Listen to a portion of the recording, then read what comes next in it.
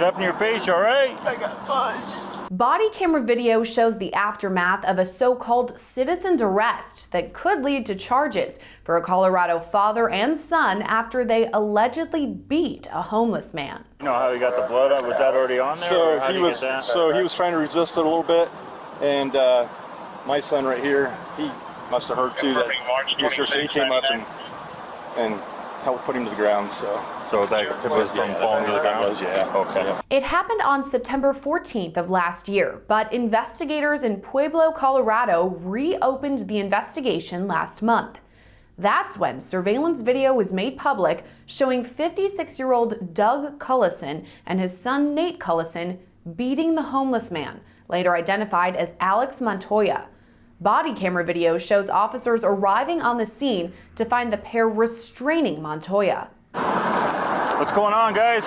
So he punched a school teacher over at Parkview, and then I was going down the street, happens to be my wife over there, and we have a picture from the school, the school secretary, and of course I think you already have that call probably on your screen. Yeah. But I didn't get to searching real well, like just getting ready to start. Montoya can be seen in the video with blood covering his face. He begins to cry as the responding officer asks him about the injury. Put up in your face, all right? I got punched. Okay, you want rescue? I don't know what I want. My life no more. Rescue for this male. He's got a fat cheek and some blood coming out of his mouth. In speaking to Doug Cullison, officials learned what led up to Montoya's injuries. He says Montoya was at a nearby school and punched his wife.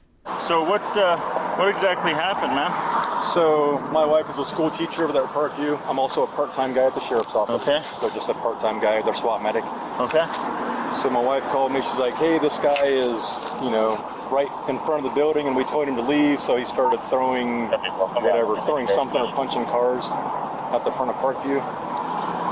So then she called me back probably about 5 minutes later, was like, hey, he just punched me. So I'm like, okay, well, go inside, unless you have kids out front, go inside and, get out of his way. So then I pulled up to the front, and they're like, hey, he just started walking down 9th Street. So I'm like, okay. So I got my Jeep. So I drive down 9th Street just so I can keep an eye on him. So when we call you guys, hey, this is where this knucklehead is. I went over to the school over here, whatever that school is down here on 9th, and I gave them a heads up to the road crossing folks. It's like, hey, FYI, this guy was acting crazy in front of Parkview, so just in case he comes down here, and I gave that information to one of the school crossing people. Okay. So let me get in front of your body camera so you can get that. I hear you. So then I texted one of the school crossing, the employees, and I said, hey, in case you see this guy, just be aware. She called me right back and said, hey, he's at 8th and Glendale. So I said, oh, okay, great. Let me come walking down here, or driving down here. So I saw him probably at whatever that other,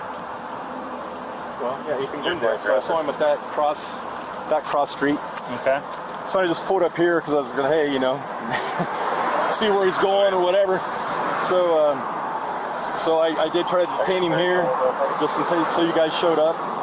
And there we go.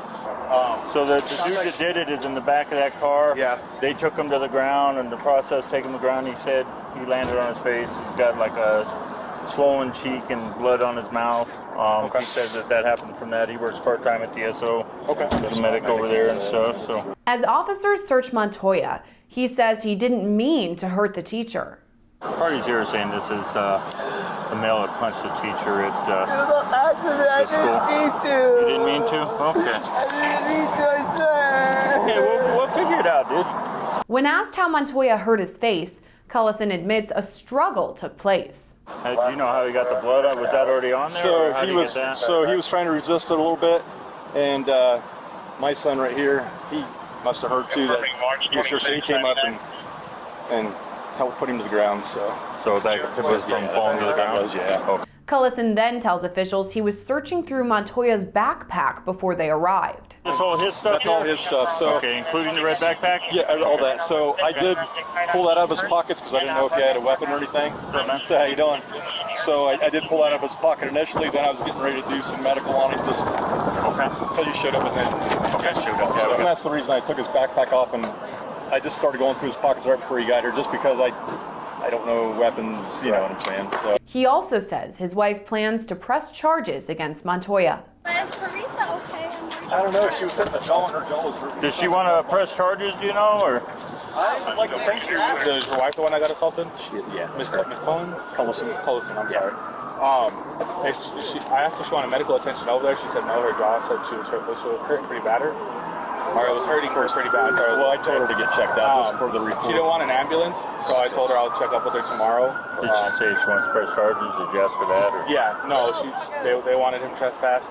Yeah. They wanted him trespassed and definitely a citation written. Okay. A school resource officer explains he spoke with Cullison's wife about the incident at the school. So this is what she told me had happened. She said he was sitting outside the front of the building, charging his phone, attempting to smoke something. She didn't know what.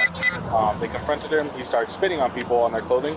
That's right. Started spitting on their clothing. So once he started spitting on their clothing, they told him to leave. Didn't know spit make contact to any skin portions of the body, just all over the clothes. That's when they got into a confrontation with him. He started yelling. He started punching vehicles. He ended up punching his wife in the mouth, causing her pain. She didn't want to go to the hospital. She said her jaw was hurting though. But when additional officers arrive on the scene, they note Montoya's injuries are more extensive than just a bloody face. So he's clear, but fire's saying either AMR needs to transport him or we do. He has a bunch of lumps on his head. A bunch of lumps? Yeah. From when they took him down, he probably hit his head on the asphalt, I guess. Video then shows Cullison explaining the injuries. I mean, initially it wasn't bad. It kind of wrestled him to the ground. I mean, it wasn't bad when he started to resist as I was trying to check him out. Pueblo police are now recommending a third-degree assault charge for both Doug and Nate Cullison in Montoya's beating. Montoya also faces a third-degree assault charge in the beating of Cullison's wife. Reporting for Law&Crime Network, I'm Gillespie.